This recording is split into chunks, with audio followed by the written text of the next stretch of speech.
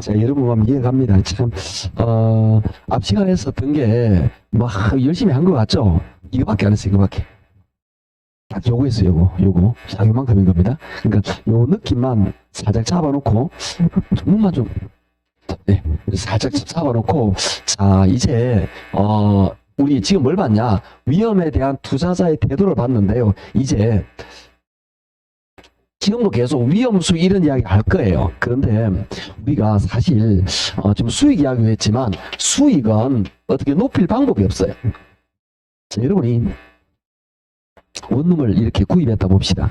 아무리 잘해도 임대료가 공실 하나 둬서 8천만 원이 들어와. 여기서 수익을 1억, 2억 높일 수가 있나요? 없어요.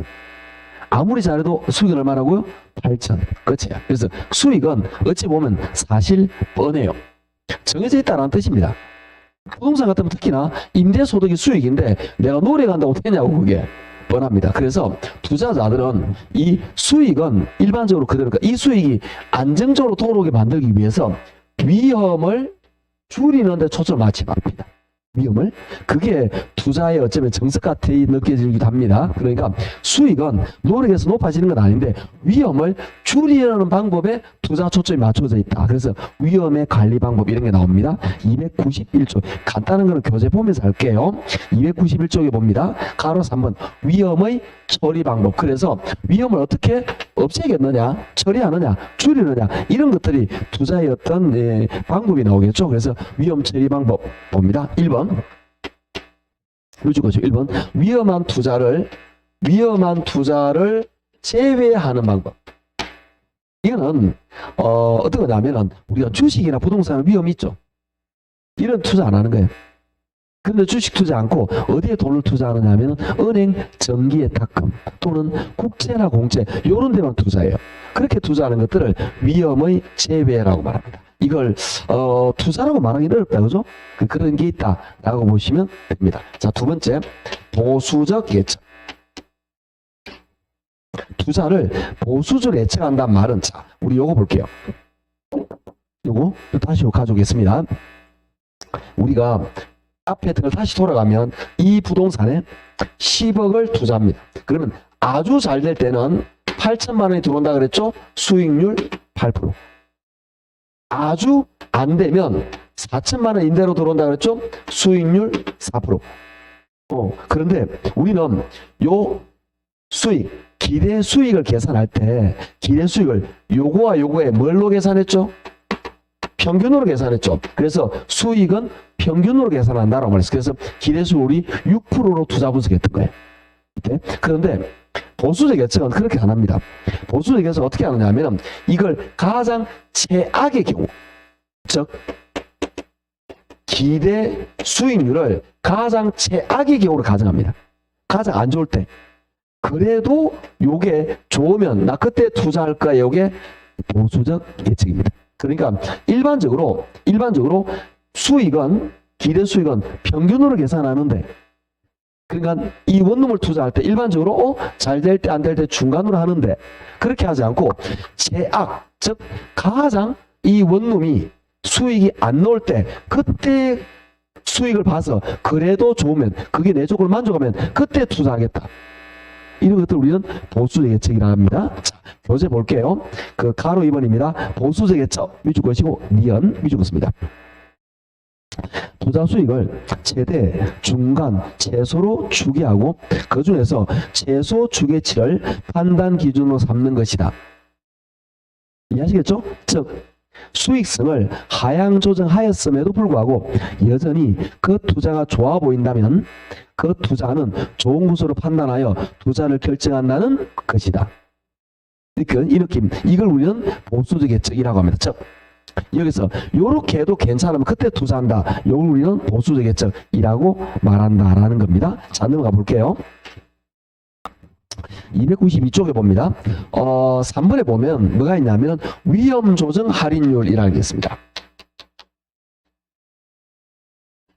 이 위험 조정 할인율이라는 거는 그냥 투자 위험 요 정도 수요에서 하는데 내가 만약에 위험이 크다라고 판단돼요. 그러면 내가 요 위험 조정 할인율 즉 요수익입니다. 위험 조정 할인율, 즉 요수위를 높여서 투자를 판단하는 거예요. 그게 요거예요. 앞에 했던 거. 아까 위험 수익 비례관계 기억나죠? 위험할수록 높은 요수를 적용한다? 네, 그게 요거예요. 그렇게 적용하는 그걸 위험 조정 할인율이라고 합니다. 자, 그래서 위험 조정 할인율 밑줄 것이고 기억 밑줄입니다. 장래 기대되는 소득을 현재 가치로 환원할 때 위험한 투자일수록 높은 할인율을 적용하는 것이다. 위험할수록 높은 할인율, 높은 요수율을 적용하는 것입니다. 이때 할인율은 요수를 사용하니까. 자, 이 개념이 잘 와닿지 않네. 어떤 느낌으로 이해하시면 되느냐. 자, 여기가 돌아가는 겁니다. 아까 우리 뭐라고 했느냐면 여러분이 투자를 판단할 때 투자로부터 기대가 예상되는 수익률과 그 다음에 투자자의 요수익을 비교한 요 둘에서 요렇게 될 때 투자를 판단한다고 말했죠. 그죠? 이때 여기 보수적 예측은 요걸 조절하면 보수적 예측이에요. 이때 요걸 조절하면 위험 조절 할인율이에요. 이렇게 아시겠죠? 그러니까 일반적으로 투자자 요소로 똑같는데 이걸 최악의 경우, 즉 중간 재울 때 안 좋은 최악의 경우로 봤을 때도 5%만 좀 투자할게. 그게 보수 예측이고. 요거는 똑같는데 요 투자자가 이게 위험해. 그럼 요걸 높여서 투자를 판단해. 그게 위험 조정 할인율이다. 즉 얘를 기대 순위를 조정하느냐 요수를 조정하느냐 그 차이라고 이해하시면 됩니다. 자, 그다음에 오른쪽에 봅니다. 가로 4번에 민감도 분석이라는 게 있네요. 우리 아까 문제에서 간단하게 나온 적 있었죠. 그죠? 민감도 분석이라는 게 있습니다. 민감도 분석이 뭐냐면, 자, 우리 이 부동산의 수익률이 나는 6%로 예상을 합니다. 그런데 6%를 벗어날 가능성을 위험이라고 말해요. 그러면 이 어떤 것들이 이 위험인 요인이 되느냐, 즉 6%를 영향을 주느냐를 분석합니다. 예를 들어서 정부에서 세금 정책, 조세 정책이 바뀌었어요. 그랬더니 수익률이 다르게 나옵니다. 내 생각했던 것보다. 그 다음에 이자가 올라갔습니다. 금리가. 그랬더니 수익률이 다르게 나옵니다. 그 다음에 우리 동네 시장 상황이 변합니다. 그랬더니 수익이 다르게 나옵니다. 이 투입 요소에 따라서 이런 많은 투입 요소에 따라서 얼마만큼 변하는지를 예측을 합니다. 그 중에서 가장 민감하다는 말은 가장 많이 변한 것. 자, 예를 들어서 지금 상황에서 이자율이 올라갔을 때 내 수익이 가장 크게 변했어요. 예를 들어서 그럼 이게 가장 민감한 놈이죠. 요 놈을 집중 관리합니다. 그 만약에 요 위험이 없어져 버리면 예를 들어서 전액 내 돈으로 투자해. 그러면 이자 위험이 없어지겠죠. 그렇게 되면 대부분의 위험은 뭐죠? 짠짠한 위험이잖아. 짠짠한 위험은 크게 신경 쓰지 않은 즉 여러 가지 투입에 따라서 어떤 차이가 있느냐를 분석한 다음에 가장 민감한 놈, 가장 영향이 큰 놈을 집중 관리해서 위험을 대부분 없애겠다라는 걸 민감도 분석이라고 합니다. 자, 민감도 분석 밑줄 것이고 기억 밑줄입니다. 민감도 분석 기억입니다. 민감도 분석이란 투자 효과를 분석하는 모형의 투입 요소와 변함에 따라 그 결과치가 어떤 영향을 받는가를 분석하는 기법입니다. 그렇게 해서 가장 이거 어디냐면은 기억, 면, 티컷 세 번째 줄 끝에 봅니다. 중간에 수익성에 영향을 많이 주는 변수에 대해서 집중 관리를 통해서 위험을 관리하는 것이다. 예를 들어서 이 중에서 가장 요놈이 크다. 요놈을 집중 관리해서 대부분 위험을 없애버리겠다. 이걸 우리는 민감도 분석이라고 합니다. 자, 전부 다 뭐 하는 거죠? 위험을 줄이려는 방법입니다. 이거 말고 어떤 게 있느냐? 결국은 투자자는 위험을 줄이려고 노력을 많이 하게 됩니다. 위험을 줄이려고 노력을 하게 되는데 그러면 자 밑에 보시면 넓히 보기 해가지고 위험의 관리 방법입니다. 같은 말입니다. 위험을 관리, 위험을 처리 비슷한 말입니다. 위험을 어떻게 관리하느냐라는 건데 잘 들어볼게요. 1번 위험의 보유. 보유라는 말은 안고 간다 이 말이겠죠? 위험을 내가 안고 가겠다라는 거죠. 즉 위험은 언젠가는 나타난다는 거죠. 위험은. 그런 걸 안고 가야 돼. 예를 들어서 생각합시다. 여러분이 오피스텔 하나 가지고 있어요. 원룸 가지고 있다 그렇게? 원룸 하나 가지고 있다 그렇게. 원룸 가지고 있는데 이 원룸이 10년, 20년 지나면 건물들은 콘크리트 같은 게 처음에는 튼튼하지만 세월이 지나고 비바람을 맞으면 조금씩 콘크리트 틈이 벌어져요. 비바람에 의해서. 햇빛을 1년 내내 받잖아. 비바람을 1년 내내 맞잖아. 그죠? 그러면 그 알게 모르게 미세한 틈이 생겨서 이쪽으로 조금씩 좀 물이 새어 들어올 수밖에 없겠죠? 그죠? 그러면 결국은 예를 들어서 10년, 20년 안에 방수 설비를 새로 해야 된다고. 방수 페인트를 발라야 된다고. 예를 들어서. 그런데 이게 그냥 방치했다가 20년 있다가 여기에서 계속 비가 새요. 그러면 이거 차서 전부 다 방수하려면 2천만 원이 들어. 예를 들어서 그러면 그 해는 방수를 하는 그 해는 아무리 임대료가 많이 받아도 수익이 많이 차이가 있겠죠. 그런데 결국 이거는 언젠가는 나타날 거거든. 위험을 보유한단 말은 뭐냐? 이 생일때 매년 매달 100만 원씩 돈을 떼놓는 거지. 왜? 언젠가는 위험이 나서 이걸 모아서 그때 쓴다라는 겁니다. 아파트에 나오는 수선 충당금 이런 거 생각하시면 됩니다. 아파트 언젠가 수리가 나타난다고. 그걸 나타나기 위해서 미리 돈을 모아놓는 그게 위험의 보유입니다. 그래서 제 몸 안 밑줄 위험의 보유. 제 몸 안 밑줄 것이면 압니다. 자, 두 번째. 위험의 회피. 이거는 요가 똑같은 거죠. 위험 제외한다 마찬가지입니다. 위험한 동네 안 간다 이 뜻입니다. 즉 나는 부동산, 주식 투자 안 해. 국채만 투자할 거야. 그러면 위험의 회피가 됩니다. 자, 넘어가시고 세 번째, 위험의 전가. 위험은 결국은 발생하게 되어 있다. 그러면 이 발생했을 때 내가 위험을 부담하기 싫으니까 다른 사람에게 떠넘깁니다. 예를 들어 볼게요. 내가 우리가 원룸을 이렇게 가지고 있는데 원룸에 임대료가 한 사람당 월 50만 원이에요. 예를 들어서 너 맞나요? 40만 원. 40만 원인데 이게 내가 걱정하는 건 뭐냐? 만약에 인플레이션이 발생합니다. 인플레가 발생하게 되면은 임대료 40만 원 똑같이 받는데 돈의 가치가 40만 원보다 어때요?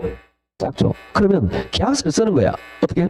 인플레이션이 만약에 10% 이상 발생하게 되면 임대료를 10% 올린다. 이렇게. 쌤 그런 계약 본 적 없는데요? 네. 일반적이지 않으니까. 그런데 만약에 이 동네 원룸이 내밖에 없어. 내가 이 조건을 제시해도 지는 들어올 수밖에 없어. 그럼 이렇게 하겠죠. 쌤 위반 아닙니까? 아닙니다. 만약에 우리나라에서 민법이나 민사특별법에서 이 임대료 상승 폭이 있겠죠. 그 범위 이내, 즉 법 이내면 계약으로서 효력이 있습니다. 알겠죠? 요런 경우, 요런 걸 위험의 전가 떠넘긴다 말합니다. 자, 제목만 밑줄 그으시고, 지금 제가 말한 게 어디 있느냐 하면은, 동그라미 2번, 위험 전가 형태 보시면, 오른쪽에, 예, 물가 상승률만큼 임대료를 조정하는 임대차, 요런 걸 제가 예를 든 거예요. 아시겠죠?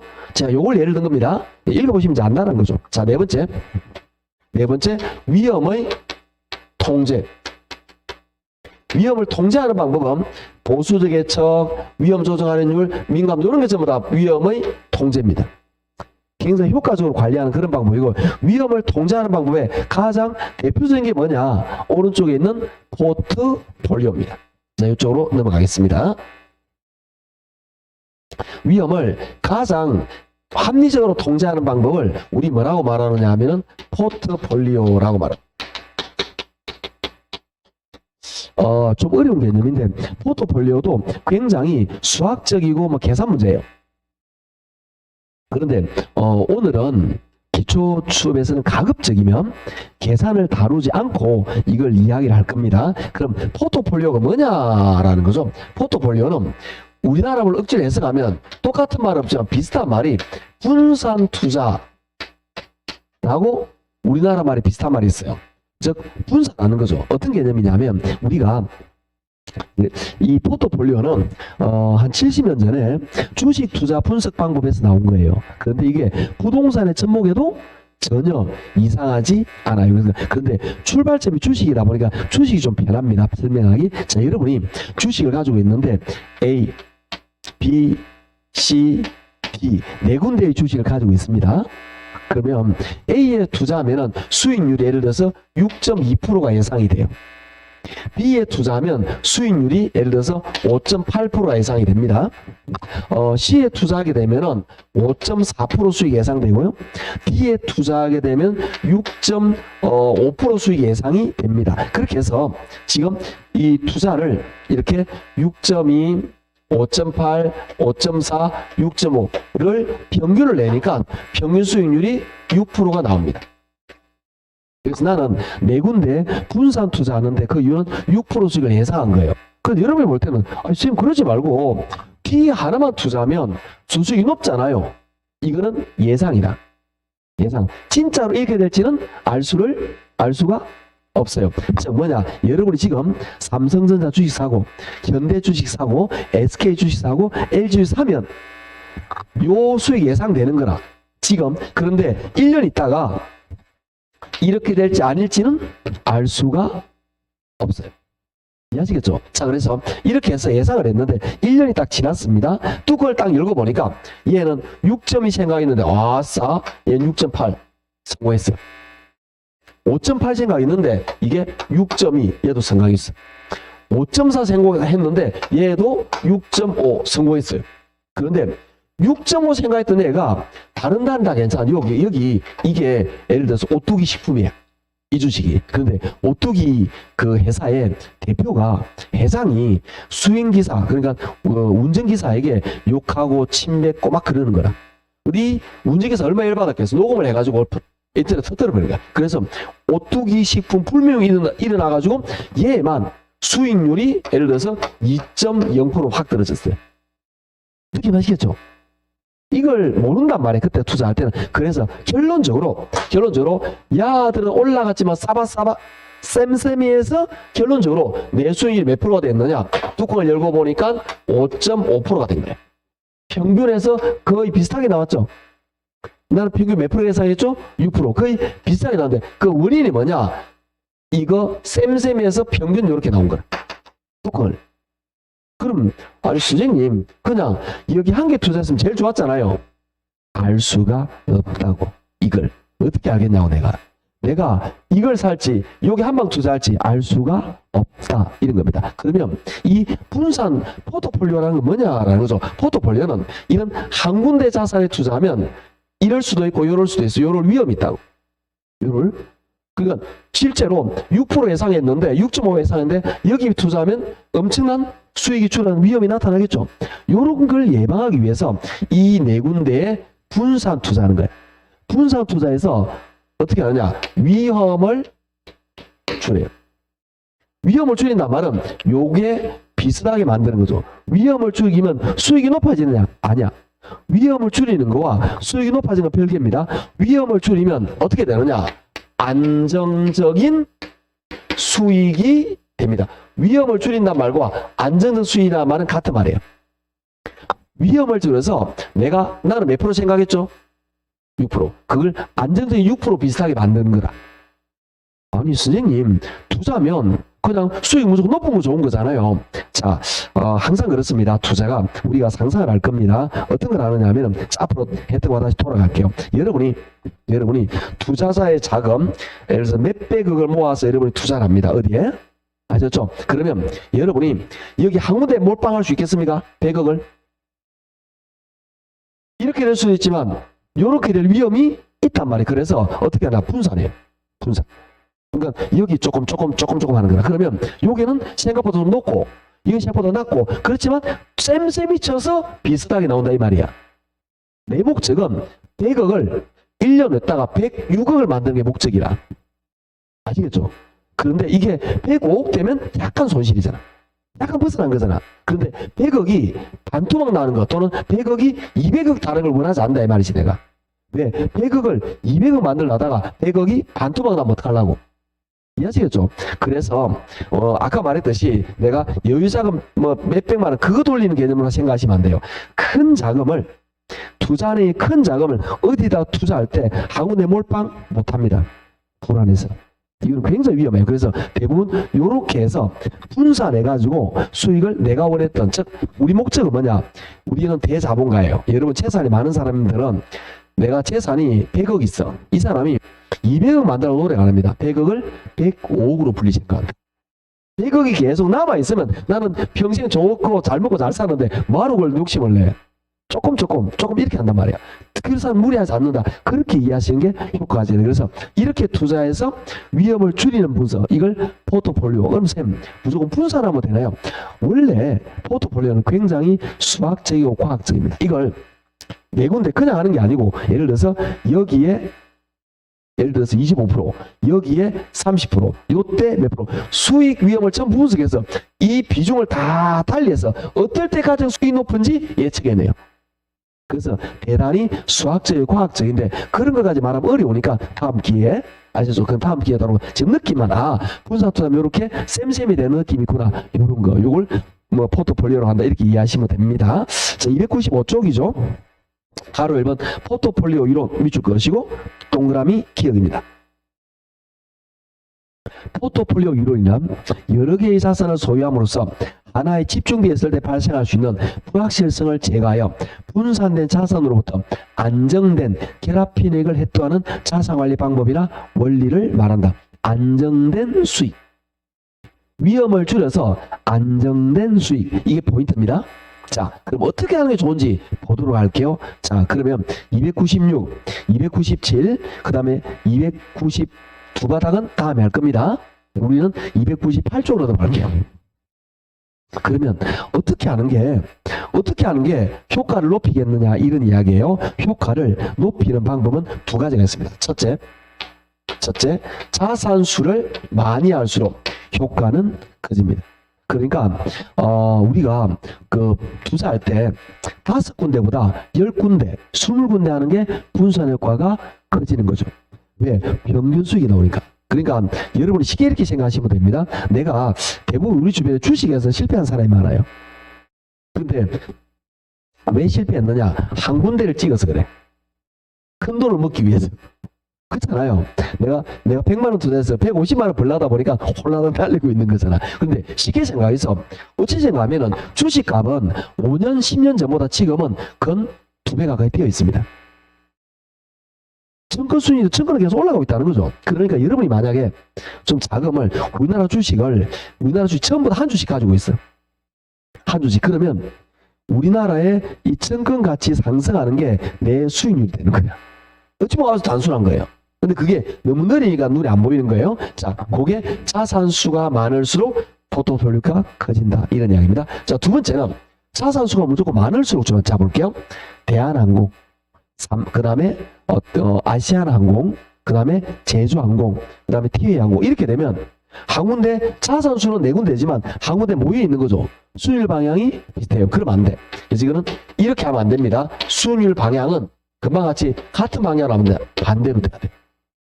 즉, 이건 항공, 전자, 선박 따로따로 돼야 이게 흩어진다, 이런 이야기입니다. 그래서 수익률 방향의 반대로 돼야 되는데, 즉 자산수는 많고 수익률 방향의 반대일수록 좋은데, 수익률 방향을 나타내는 걸 우리 뭐라고 말하느냐 하면은 상관계수라고 합니다.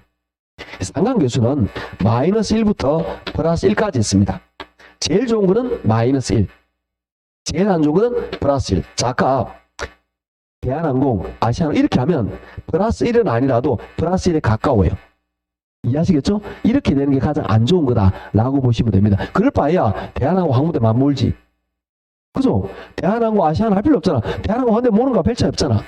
이러니까 이거는 분산 효과가 없다. 그래서 수익률의 반대일 때, 이럴 때 효과적이다라고 보시면 됩니다. 그게 우리 교재 298쪽에 나와 있습니다. 298쪽에 볼게요. 자, 위에 중간에 동그라미 1번의 니은 봅니다. 밑줄. 부동산 투자에서 포트폴리오를 구성하는 자산수가 많을수록 불필요한 위험은 통계학적으로 제거된다. 지금 말한 게 뭐냐? 이거죠. 자산수가 많을수록 위험은 제거된다. 위험이 제거돼서 분산 효과가 커진다, 이런 이야기입니다. 그 다음에 3번의 D컷, 2번의 D컷 밑줄입니다.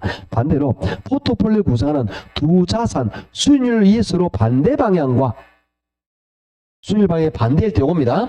반대일 때 반대 방향 크게 움직일 경우에 효과가 커진다. 즉 수익률 간의 상관계수가 마이너스일 때 비체계율은 완전히 제거된다. 상관계수가 마이너스일 때는 수익 관계가 완전히 반대라는 거예요. 그러면 효과가 제일 크다. 그래서 자산수가 많을수록 수익률이 반대일수록 효과가 크다. 이런 이야기인데, 자, 여기서 재밌는 표현이 하나 있네요. 비체계적 위험은 완전히 제거된다 그랬단 말이에요. 이거는, 자, 포트폴리오에 나오는 또 위험이 나오게 되는데요.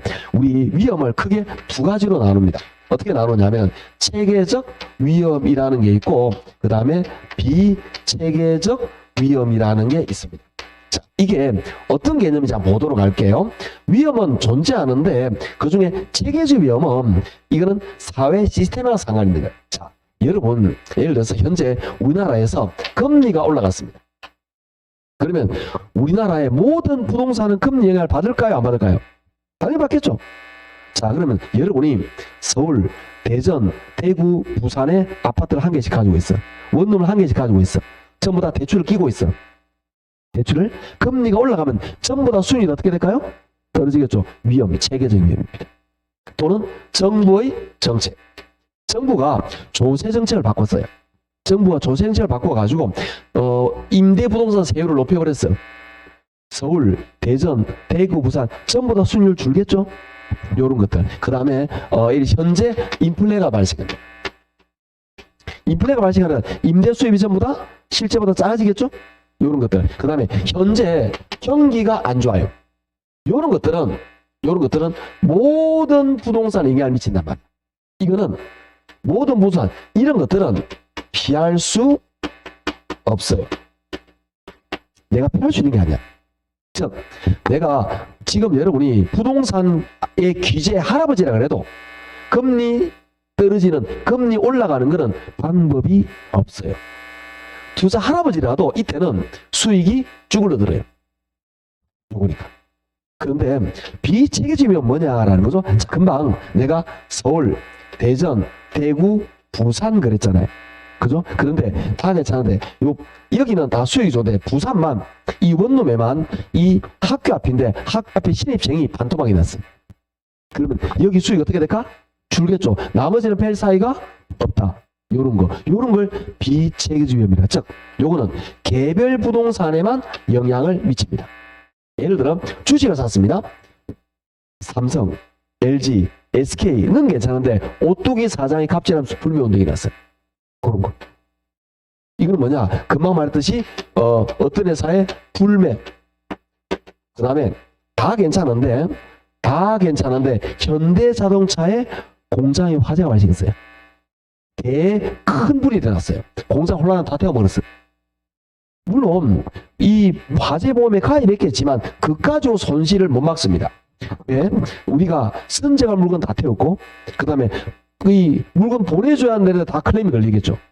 이런 문제. 이런 것들은 어쩔 수 없이 문제 수익이 영향을 줍니다. 또는 우리 회사가 노사 협의가 실패해서 지금 파업 중이야. 우리나라 모든 게 다 파업하는 여기만 파업해. 이런 것들은 개별 자산에만 나타나는 특이한 현상입니다. 이것들은 피할 수가 있습니다. 어떻게? 한 군데 하는 게 아니고 어떻게 이것도 분산했기 때문에 요 수익을 얘들이 커버해줬죠. 요거는 비체계적. 즉 정리하자면 이런 것들이죠. 어떻게 하냐? 여러분이 부동산을 가지고 있는데 금리 변화는 방법이 없다. 그렇지만 왜 서울, 대전, 대구, 부산인데 여기만 수익이 망했어. 왜? 여기만 예를 들어서 지하철이 들어오겠는데 여기만 지하철이 안 들어오게 됐어. 그럼 여기는 임대로 수입이 줄겠죠. 여기만 영향을 미치 모든 건 아니란 말이야. 여기만 요건 비체계면 요거는 이 수익으로 커버가 가능해요. 우리는 비체계점이라고 말하는데 그럼 결론은 뭐냐? 자, 아무리 분산 투자를 하더라도 이거는 피할 수가 없다. 얘는 피할 수가 있다. 그래서 분산 투자 포트폴리오를 통해서 제거되는 위험은 뭐다? 비체계적 위험. 굉장히 중요합니다. 자, 이건 교재를 보도록 할게요. 오른쪽에 동그라미 중간에 2번. 오른쪽에 동그라미 2번 체계적 위험 밑줄 두 번째 줄입니다. 시장의 힘에 의해 야기되는 위험으로 모든 부동산에 영향을 주는 위험이다. 밑줄. 예를 들면 경기 변동, 인플레, 이자 변동 등에 의해 야기되는 위험은 시장에 있는 모든 부동산에 영향을 미치는 피할 수 없는 위험이며 여기까지 밑줄. 얘는 피할 수가 없습니다. 그러나 밑에 3번 비체계적 위험 밑줄. 기억 중간에 첫 번째 줄 중간에 개별적인 부동산의 특성으로 야기되는 위험이라서 주다 대상을 다각화하는 건 여러 군데 하는 분산 투자 말도 다각하여 분산 투자함으로써 피할 수 있는 위험을 말한다 밑줄. 분산하여 투자함으로 피할 수 있다 별표. 자 그러면 이렇게 나온 거죠. 분산 투자하면 여기 밑줄 제가 적어 놓은 겁니다. 분산 투자하면 위험을 줄인다 그랬죠. 그래서 안전된 수익이 된다 그랬죠. 그럼 분산 투자 포트폴리오에서 줄일 수 있는 위험은 무슨 위험이다? 비체계적 위험을 말한다 이 뜻입니다. 별표했죠 그거? 시험에 잘 나옵니다. 자 결론. 분산 투자 포트폴리오를 통해서 줄이는 위험은 비체계적 위험이지 체계적 위험까지 줄일 수 있는 것은 아니다. 그래서 시험 문제 이게 잘 나옵니다. 뭐 분산 투자를 통해서 비체계적 위험뿐만 아니라 체계적 위험도 줄일 수 있다. 이렇게 시험에 굉장히 잘 나와요. 자, 아까 중요한 거 두 개 했습니다. 어떤 거였냐? 이거였죠. 위험할수록 요순율이 높다. 요거 두 번째, 포트폴리오에 제거되는 위험은 비체계적 위험이다. 그냥 암기해 놓으세요. 이거를 시험 잘 나오니까 요런 느낌이었다라는 것을 우리는 포트폴리오를 보면서 요까지 보셨는데 300점 신나게 넘어갈 겁니다. 이 뒤에는 포트폴리오 관계되는 내용들인데 요거는 뒤에 기회에 다루도록 하겠습니다. 지금 우리가 다루면 여러분 힘들어요. 그래서 편안하게 뒤에 기회에 다룰 테니까 넘어가시고, 자 이제 우리 어디 보느냐 303쪽으로 갈 거예요. 303쪽에 보시면 부동산 투자 분석 기법 해가지고 수학적 기초로 나오는 이게 뭐냐면은 화폐의 시간가치예요. 요거는 중요하긴 한데 난이도가 있어요. 다음 기회에 다루겠습니다. 아셨죠? 그래서 얘는 패스하고 신나게 넘어갑시다. 요거 모른다고 해서 수업을 이해 못하고 그러진 않습니다. 신나게 넘어가셔서 우리는 어디까지나 312쪽까지 넘어갑니다. 자 이제 위험 수익 이야기는 어느 정도 마무리되었고요. 자 이제 우리는 어떤 이야기를 하게 될 거냐면, 자 여러분 우리가 아까 했던 원룸에 투자한다 봅시다. 여러분이 부동산에 투자하잖아요. 그러면 두 가지 소득이 있습니다. 하나는 뭐냐면은 부동산을 가지고 있는 동안 임대소득, 그걸 뭐라 그러냐면은 소득 이득이라 그래요. 임대소득. 그 다음에 이 가지고 있는 부동산 매각합니다. 매각하면 이익이 나와요. 그걸 처분소득, 그걸 뭐냐면 자본소득이라 그래요. 얘는 보유, 가지고 있는 동안의 임대료. 얘는 처분, 판매에 따른 소득. 자, 예를 들어서 10억에 사온 부동산을 12억에 팔았다. 그러면 요거예요. 부동산 가지고 있는 동안에 매년 1년에 6천만 원씩 벌었다. 그게 요거예요. 부동산은 이런 두 가지 소득을 동시에 보유하고 있는데 이게 우리 교재 어디 있느냐? 313쪽에 보시면, 자 동그라미 해볼게요. 부동산 소득에 보면 기억, 소득 이득, 자본 이득 이런 말이 있죠. 그거예요. 읽어보시면 됩니다. 자 상식적인 거 말 안 할 겁니다. 자 그러면 이 소득, 여기 있는 이 소득 이득을 계산하는 과정이 있어요. 이걸 우리 밑에 있는 뭐라냐, 표 7번이죠. 표 7에 있는 요걸 우리 뭐라고 말하느냐 하면 영업 현금 흐름이라고 이야기합니다. 이걸 영업 현금 흐름 또는 영업 수지, 수입 지출이죠. 이렇게 말하는데 이게 어마무시하게 중요합니다. 이게 어마무시하게 중요한 녀석입니다. 자, 우리 한번 상상을 한번 해볼게요. 아까 했던 계속인데 여러분이 우리가 원룸을 하나 가지고 있다라고 보도록 합시다.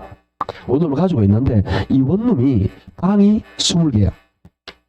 방 하나당 1년에 400만 원이 들어와. 그러면 곱하면 임대소득이 8천만 원이 들어오죠. 그걸 우리 뭐라 그러냐면은 가능 총소득이라 그래요. 요거에 8천만 원. 이렇게 됩니다. 그러면 이 말은 뭐냐면은 이 공실 하나도 없이 빈방 하나도 없이 임대료를 다 받으면 8천만 원입니다. 그런데 어쩔 수 없이 방이 보통 2개씩 비어요. 그런 걸 우리 뭐라고 말하느냐면 공실이라고 말합니다. 빈방에 임대료 받을 수 없잖아. 줄 놈이 없으니까. 그래서 세입자 들어맞는 거죠. 그 다음에 또 임대를 했는데 요 놈이 돈 떼먹고 도망갔어. 이걸 뭐라 그러냐? 불량부채라고 말합니다. 이런 것들이 예를 들어서 한 1,000만 원 정도 나타난다 보도록 할게요. 얘를 뺍니다. 얘를 빼면 진짜 소득, 이걸 유효조소득, 인정되는 이 말입니다. 유효총소득이라고 말합니다.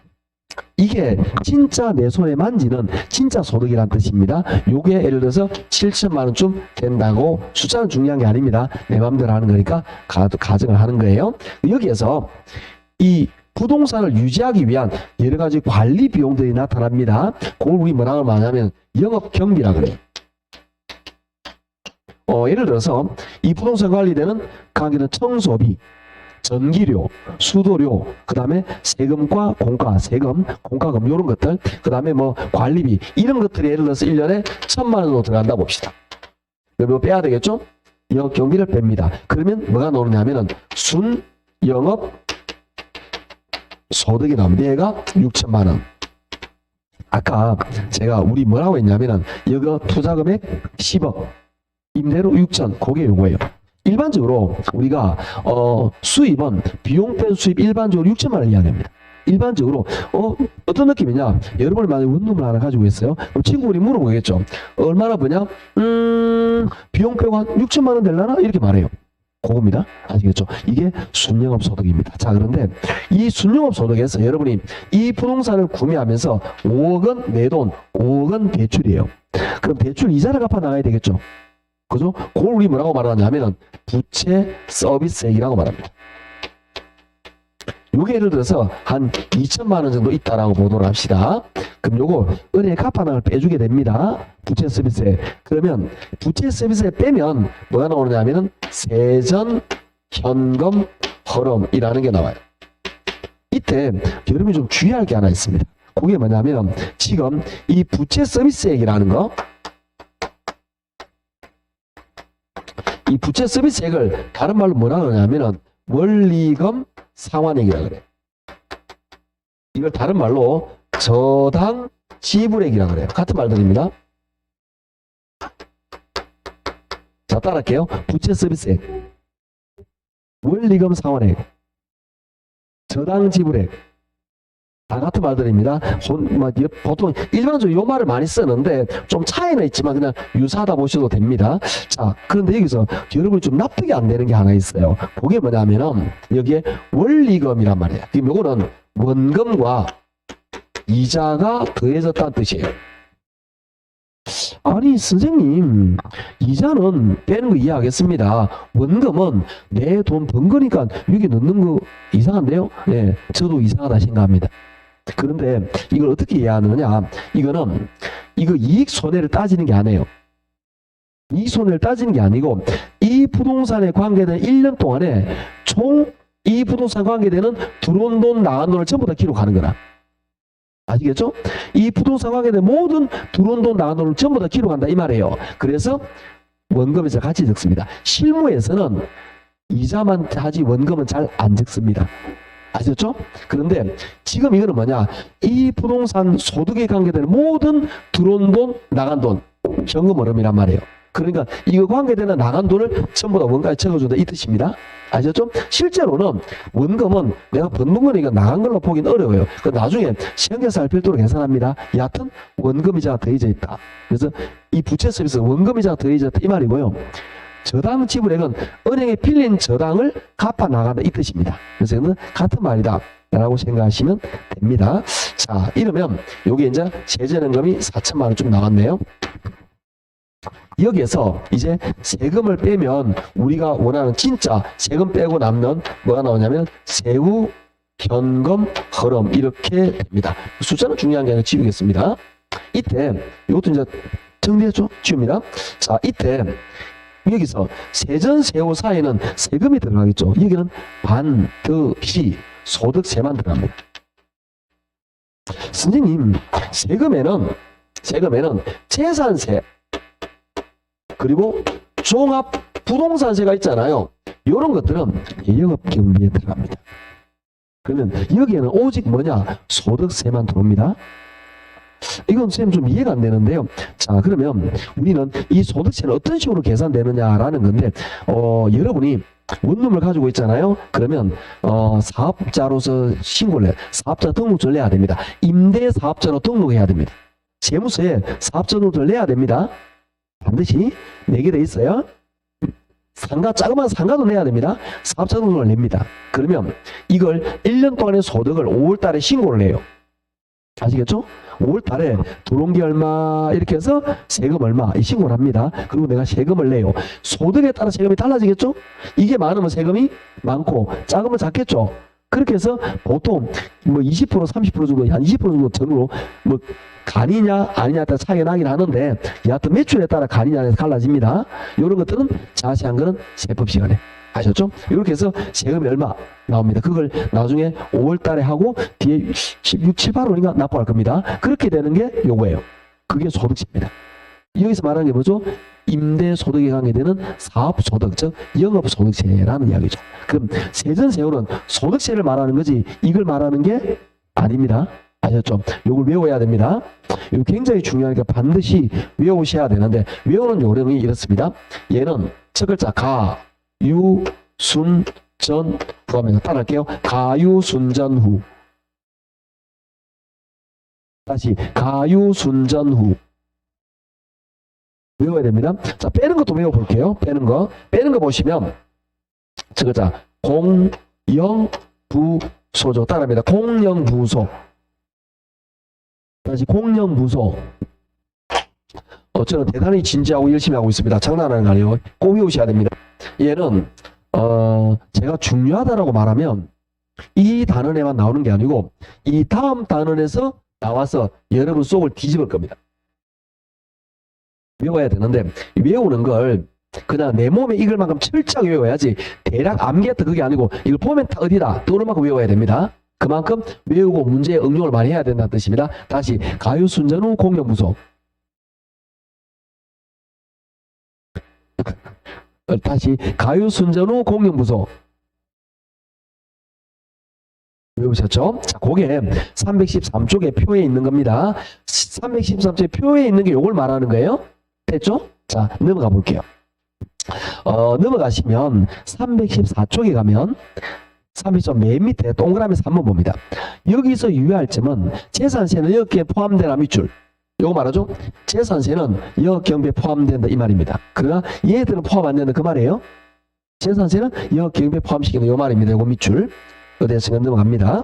자, 넘기시고 얘는 계산 문제로 잘 나오고 이론 문제로 잘 나옵니다. 자, 여기서 이제 넘어가셔서 317쪽을 볼 거예요. 317쪽에 보시면 뭐가 있냐면은 소득세 계산하는 게 있어요. 예를 들어서 소득세 20%란 말이에요. 그러면 여기에다 그냥 20% 계산하면 이게 나오느냐? 그렇게 안 한단 말이에요.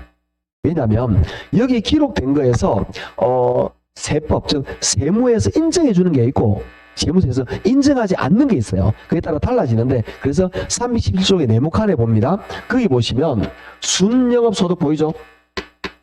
거기에다가 대체 충당금은 더하고 밑에 보시면 이자 지급액은 빼고 그리고 감가상각비를 뺀다 이렇게 나와 있잖아요. 요걸 가지고 세율을 곱해요. 자, 어떤 개념이냐? 요거는 순영업 소득까지는 정상적으로 인정을 하는 거죠.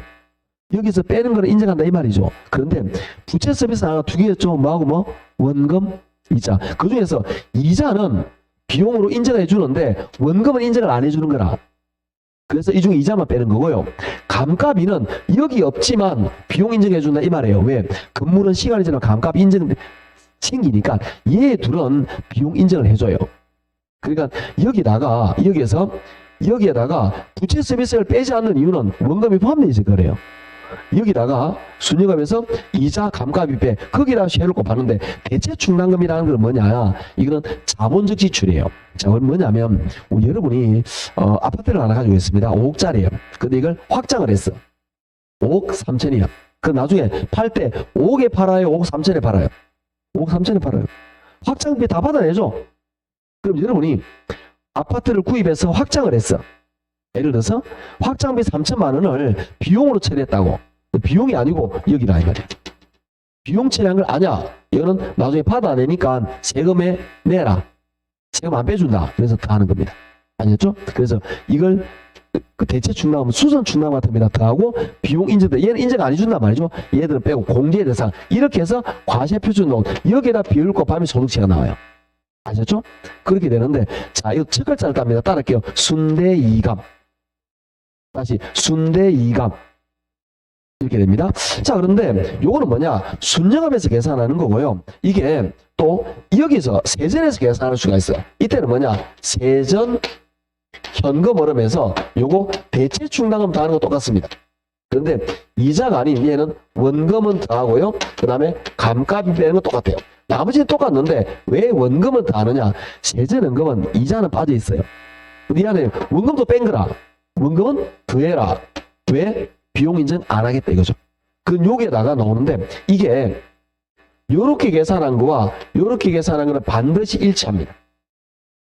요렇게 하나 요렇게 하면 똑같이 나옵니다. 아시죠? 그래서 얘는 미용시보 되는 첫 글자로 외웁니다. 따라 볼게요. 순대이감 세대원 감 다시 순대이감 세대원 감. 자, 왜 제가 싫은지 아시겠죠? 더하기 빼기 사입니다. 여러분 생각에는 시험장에는 여러분 생각할 때는 확실하게 알게 모르게가 명확하게 갈릴 것 같죠? 근데 제가 오랫동안 지켜본 바로는 그래요. 여러분이 이게 확실하게 모르면 안 풀어. 제일 기분 나쁜 건 뭔지 아세요? 풀는 거 풀 수 있을 것 같은데 뭔가 한두 개 헷갈리는 거야. 미쳐버립니다 이게. 시험장에서 여러분은 더하기인지 빼기인지가 굉장히 헷갈릴 가능성이 높아요. 아닌 것 같죠? 그렇습니다. 공부를 하면서 본 적은 있고 푸른 적은 있어. 그런데 이거 더하든가 이런 얘기가 갑자기 든다고. 그래서 이런 사소한 것을 철저하게 알아놔야 됩니다. 그래서 이렇게 하는 거죠. 다시 순대이감 세대원 감 아주 사소한 이런 것들도 이렇게 암기해야 됩니다. 자 이렇게 해서 소득세 계산하는 걸 배웠고요. 자 그런데 요걸 조금 더 정리를 한번 해볼게요. 어떻게 정리하느냐 하면은 힘들어 좀 참으시기를 정리하냐면 이걸 5단계로 이렇게 했지만 실제로는 요 부분은 가상이에요. 요걸 빼고 나면 이게 뭐냐면은 총 소득이에요. 총 거기다가 경비를 빼요. 그러면 순 소득이 나옵니다. 그러면 총 소득에서 경비 빼면 순 소득이 나온단 말이에요. 거기다가 은행 나가는 부채를 빼요. 그러면 세전연금이 나옵니다. 거기다 세금 빼면 세후. 그래서 이게 소득이 총 소득이고 순 소득, 세전, 세후 네 가지로 나눠줄 수 있어요. 어찌 보면. 그래서 예전에 제가 암기할 때는 이렇게 가유, 순전 안 하고 조, 순, 세전, 세후 이렇게 했었어요.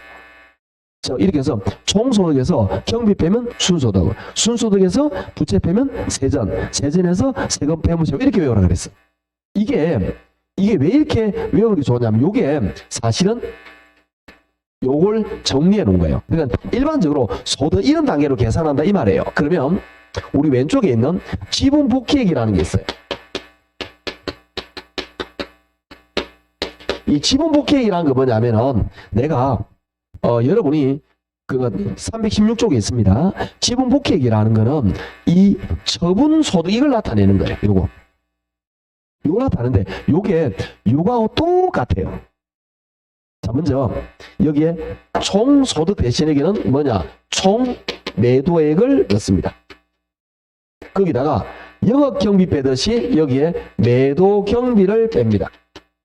그러면 순 소득 나오듯이 순 매도액이 나옵니다. 여기다가 부채를 빼듯이 미상환 저당 잔금을 뺍니다. 부채. 그러면 세전 여기도 세전입니다. 세전 지분 복귀액입니다. 거기다가 소득세를 뺍니다. 그러면 마찬가지 세후. 이 구조가 동일하다 이 말이에요. 이건 여기에만 나타나는 게 아니고 일반적으로 어떤 단계에서 학문적으로 수입액을 계산 이렇게 하는 거예요. 총수입에서 비용 빼면 순수입이 나오고 순수입에서 은행 가는 걸 빼면 세전이 나오고 거기다 세금 빼서 최종 이렇게 구하는 게 일반적인 흐름이에요. 이렇게 계산하는 이 구조를 말하는 겁니다. 이것도 그대로 된 거죠. 총수입에서 비용 빼면 순수입, 부채 빼면 세전, 세금 빼서 이렇게 나온 거예요. 요거 동일합니다. 요거도 총소득, 순소득, 세전세금 동일하게 나왔다 이 말이에요. 이해하시겠죠? 차이점은 뭐냐? 여기는 부동산을 가지고 있는 동안에 갚아 나가는 원금이자, 여기는 뭐냐? 자, 우리가 아까 부동산 대출에 10억이 5억을 대출했어요. 그런데 2억은 갚았어요. 남아있는 게 얼마죠? 3억. 이 3억이 미상환 저당 잔금이에요. 부동산 매각할 때 이거 갚아야 저당권이 말소가 되죠. 그렇게 해서 소유권 이전이 됩니다. 물론 실무에서는 재물을 인수하기도 합니다. 예외적으로. 그렇지만 원칙적으로 이 빚을 다 갚아서 저당권 말소해서 넘기는 게 원칙이다 이런 거죠. 그러면 세전, 지분 복귀는 뭐죠? 투자했던 돈이 돌아오죠? 자, 여기도 소득세입니다. 여기는 임대료를 계산하는 영업소득세, 여기는 뭐죠? 양도소득세. 근데 교재는 뭐냐? 자본이득세라고 말하네요. 양도소득세의 학문적 이름이 자본이득세예요. 예, 같은 말입니다. 그래서 이런 구조가 됐다. 그러면 자, 이제 교재 316쪽에 봅니다. 지분 복귀에 거기 보시면 매도 가격 앞에다 총 적어주세요. 총 매도 가격. 매도액 보면 순 매도액 나왔죠? 거기다가 미상환 저당자금 빼서 세전, 그 다음에 소득세 빼서 세금, 이렇게 이 구조가 동일하다 이 뜻입니다. 즉 보유하는 동안의 임대소득이나 매각의 처분소득이나 계산한 가지고 동일하다 이 뜻이에요. 아시겠죠? 그래서 이걸 자꾸 봐가지고 좀 이해하시면 좋은데, 여하튼 이걸 가율선준을 공용부채라든지 이렇게 하다 하여튼 여러분 외워야 됩니다. 아셨죠? 저는 가율선준으로 이야기를 할 겁니다. 앞으로. 아셨죠? 이렇게 해서 우리는 여기 있는 영업소득과 보유 매각에 따른 처분소득도 마무리했고요. 자, 좀 쉬었다가 319쪽에 있는 투자 분석으로 넘어가도록 하죠. 좀 쉬죠.